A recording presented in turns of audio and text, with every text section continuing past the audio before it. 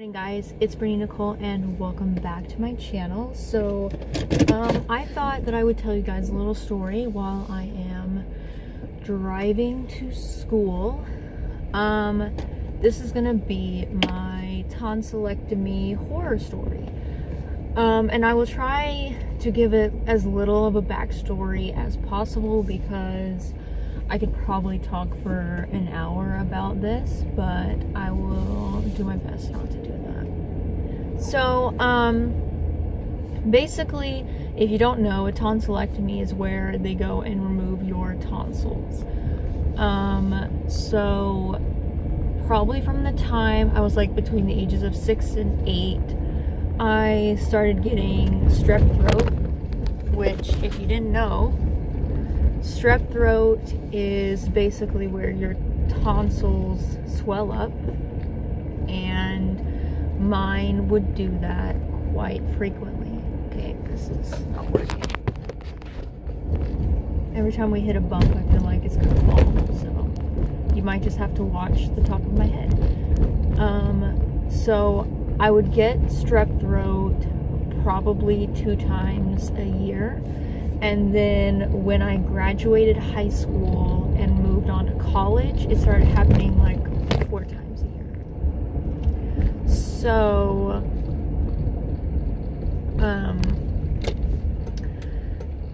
probably back in August of 2017, I found a doctor because I didn't have a primary care physician at the time.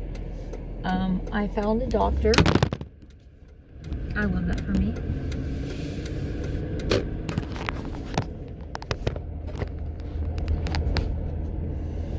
Okay, so this is just gonna have to be how we roll.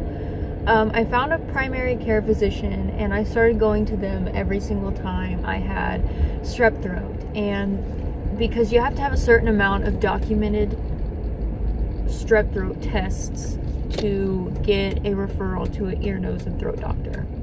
And so I think like November, I was like, hey, because between August and November, I got strep like 3 times. So I was finally like, hey, so is it okay if I like get a referral to an ear, nose, and throat doctor because like I can't keep getting strep. My body is like immune to every single antibiotic you give to me for strep throat because I've taken it all, and I'm allergic to penicillin, so it's kind of hard to find something that works. So is it okay if I just like get a referral? And so my doctor sends me to an ear, nose, and throat doctor, and in the consultation I go and I explain to the ear, nose, and throat doctor, hey, I get strep all the time, please just take them out before I rip them out myself. And the ear, nose, and throat doctor was like, all right, December 12th, come in and we'll do a tonsillectomy. And I was 20 at the time. I'm 21 now, so it's not really a big difference, but that was my very first surgery ever. So I was super nervous. I go in, do the surgery turns out well. The healing process was absolutely terrible. I literally wanted to die the entire time. I was living off soup, yogurt, and Jell-O, and pudding. Nothing solid. I couldn't even drink out of a straw. I had to freaking sip a milkshake. I couldn't even sip it. I had to spoon it because like sipping, I had the worst ear pain of my life, so sipping anything like hurt my ear. So anyway, the doctor told me that by Christmas I would be able to eat solids. And so Christmas Eve is when I do Christmas with my dad's dad. So Christmas Eve rolls around and we're having tacos. And listen, a girl loves her tacos. And I was like, if I'm not able to have a taco, I will end someone's life. I don't care. And so I woke up on December 24th and I was like, I feel good. This is the best I've ever felt. I had solid food for breakfast. I had a taco. I even had a little bit of tortilla chips, and I was like, man, this is it. This is good. I'm healing, and it's gonna be lit for Christmas. And December 25th, the day of Christmas, I have Christmas with my mom's parents and my dad's mom. So I have 2 Christmases on Christmas Day. So December 24th, I go to bed, you know, I'm watching 24 hours of A Christmas Story because that's my favorite Christmas movie. I'm feeling good. So I try to go to bed early because I have to be up early for my 2 other Christmases. And I get woken up at like 1 a.m. to this weird feeling in my throat. And I like run my finger over my... By the way, this is probably going to be a little bit graphic, so if you are not into medical stuff, I would not advise watching this. So I run my finger over my tongue, and there's a little bit of blood, which my nurse said that a little bit of blood was normal. So I didn't panic. I was like, okay, cool. I Googled what to stop it. It said gargle cold water, and so I did that, and it stopped. So I was like, okay, cool. Back to bed we go. I'm woken up an hour later with more blood. Now, this is when I started to freak out just a little bit. So what I did was I went in the living, because like my first like couple of days from home from surgery, I had to sleep elevated so that the blood, if I was bleeding, it wouldn't rush down. So I went to the living room. I made a little bed in the recliner where I'd slept my first couple days of surgery. And I was like, all right, maybe if I just sleep elevated, it'll be fine. Then the bleeding continues. So Dale's my boyfriend, by the way, was, I believe, awake. And so I called him because I was panicking and I was like, I don't know what to do. He finally answers the phone, and I'm like, I'm bleeding. Like, my throat's bleeding and I'm scared. And he's like, I'm sure it's fine. Just give it some time. Wake up your grandma. So I woke up my grandma, and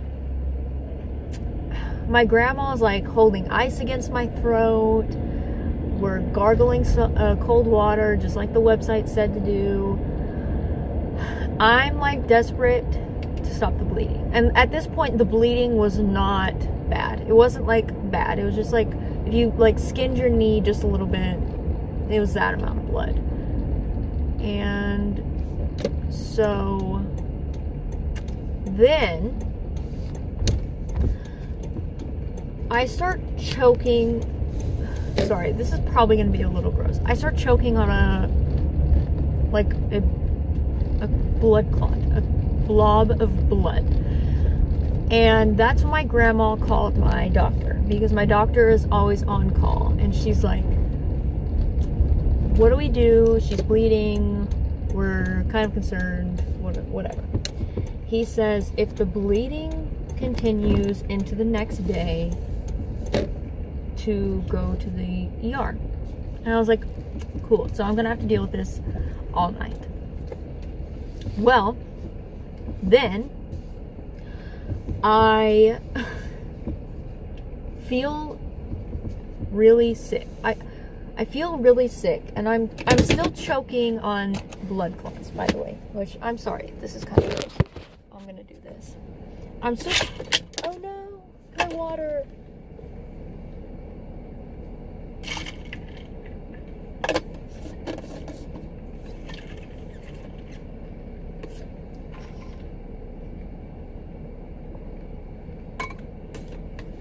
So I finally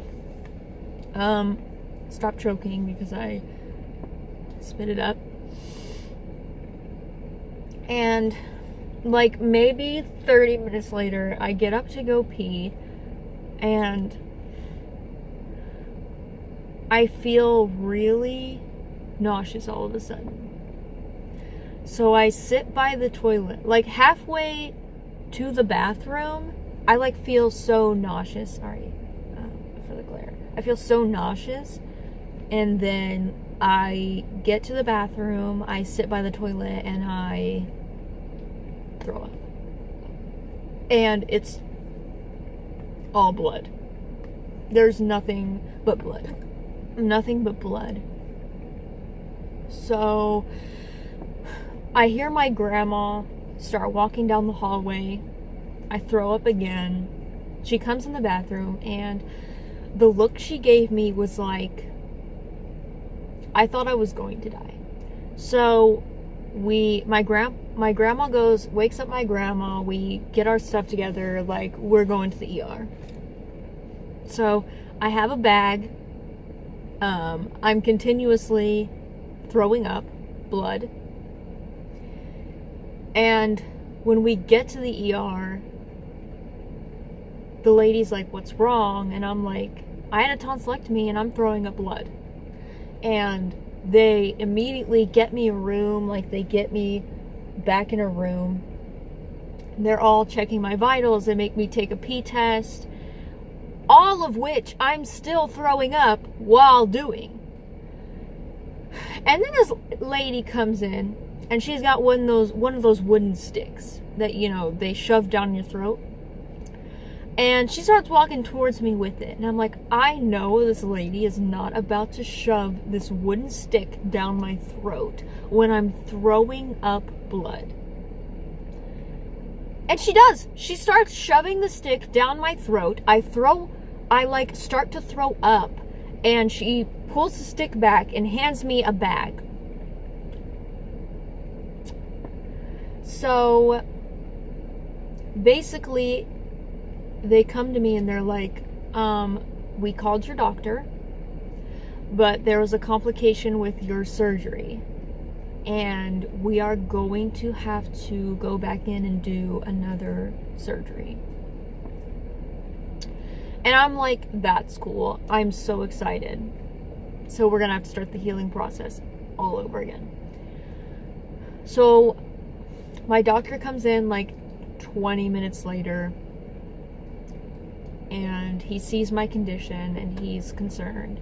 So they wheel me back and they put me under yet again, and they do another surgery. They cauterize the bleeders, and so that's that. I wake up and they're like, your stomach is completely full of blood. So we gave you something that will help you clear out the blood. And it was awful. And that was a time that I spent Christmas in bed. I missed both Christmases, by the way, because of my tonsillectomy.